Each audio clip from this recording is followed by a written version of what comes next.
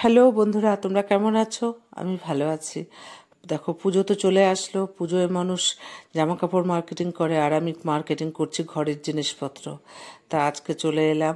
রঙের ভাইরা রং করে বাড়ি গেল। তারপর এখন 6টা বাজে, আমি আর মা চলে আসলাম আমাদেরই ঘোলাতে হোড় ইলেকট্রনিক্সের। আর দেখো, এই যে এই আইভরি কালারের ফ্যানটা নিলাম, লাইট আর ডিপ দুটো ফ্যান নিয়ে নিলাম।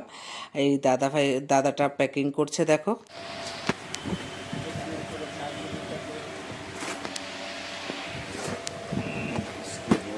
ব্রাউন কালারগুলো ঠিক করে দেবে, দুর্বল করবে না। করলে একটা রঞ্জিত আমার এসে দরদর চলে। চল 500। আস্তে ঝেঁকে দেওয়া, তুমি নিজের দিকে তাকাও। সবসময় ওনার দিতে আছে। তা ফ্যান দুটো নিয়ে নিচে নেমে এবার ব্র্যাকেটের ঘরে চলে এলাম। আর যেহেতু দুটো ঘরে সিঙ্গেল সিঙ্গেল করে লাগাবো, এটা পছন্দ হয়েছে আর উপরে একটা পছন্দ হয়েছে, কিন্তু আর তেমনভাবে পছন্দ হলেও বাজেট ফেল হয়ে যাচ্ছে। না, ওটা ভালো লাগছে না। আর ওটা গ্লাসটা তো ভালো আছে, ওটা ঠিক হবে। এটা তো কত হবে না, ওটা এটা তো পছন্দ ছিল, যদি পছন্দ করা হয় ওনারা দুটো নেবে। এটা কোনটা বল? এটা আর এটা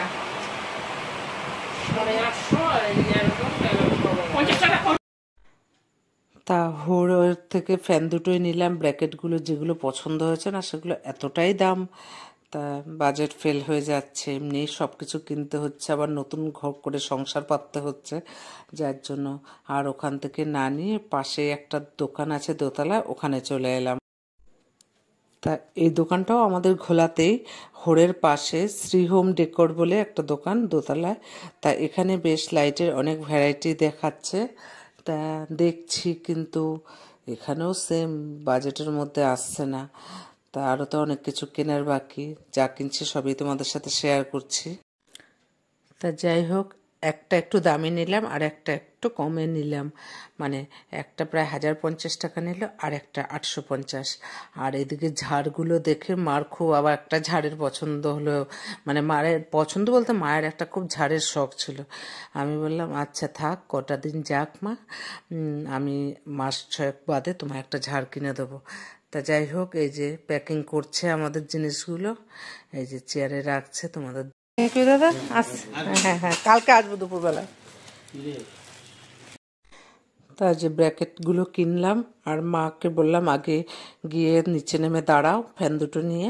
তা আমি নেমে যাচ্ছি, আর ভিডিওটা এখানে শেষ করছি। আরও অনেক কিছু কেনার আছে, সব কিছু তোমাদের সাথে শেয়ার করব। তা ভিডিওটা কেমন লাগলো একটু কমেন্ট করে পাশে থেকো, ভালো থেকো।